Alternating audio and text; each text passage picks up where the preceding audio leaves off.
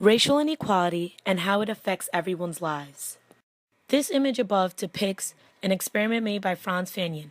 In this experiment, children were given a lineup of kids with light to dark skin and were asked to point to the bad child, good child, nice child, mean child, and even dumb child. It was not long before it was seen that the children associated positive characteristics with the lighter skinned children and negative characteristics with the darker skinned children. When asked why they responded this way, it was either because they are white or light-skinned, or they are black or dark-skinned. The comments observed in this experiment show how children internalize these racial biases, and more importantly, how this can lead to the development of stereotypes of racial inequality in the future. What is commonly known for most in this society is that white Americans have access to not only a better life, but also a quality of life that is not experienced by many other races. As well, it is also known that people of color do not have the same access to a better life and are explained to be at a disadvantage in this society.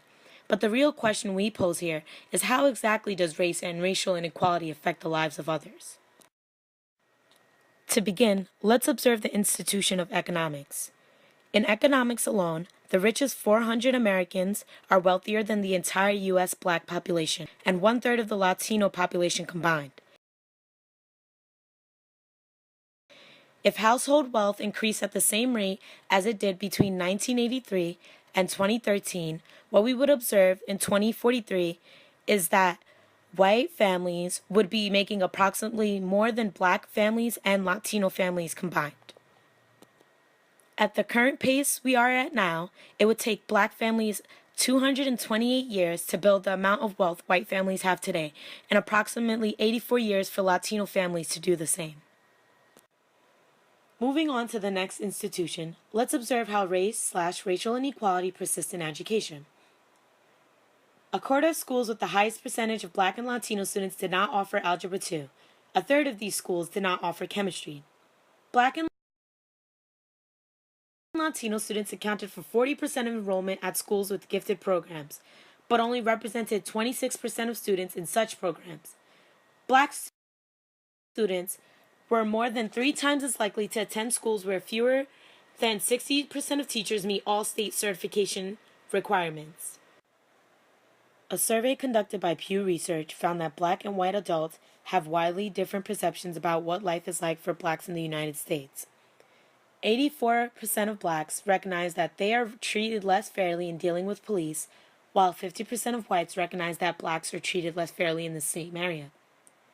75% of blacks recognize that they are treated less fairly in the courts, while 43% of whites recognize that blacks are treated less fairly in this area. 49% of blacks recognize that they are treated less fairly in stores and restaurants, while only 21% of whites recognize that blacks are treated less fairly in this area. Racial inequality and race most recently have widely affected individual lifestyles as well. In the past few years, we have observed the struggle of people of color with the criminal justice system and police in general. In 2013 in Ferguson, 483 black people were arrested, and 36 white people were arrested. 92% of these arrests were searches, and 86% of these arrests were car stoppings involving blacks. On July 6, 2016, Philando Castile, an African-American man, was shot and killed by Geronimo Yanez, a St. Anthony, Minnesota police officer. Castile was in a car with his girlfriend, Diamond Reynolds, and their 4-year-old daughter when he was pulled over by Yanez and another officer.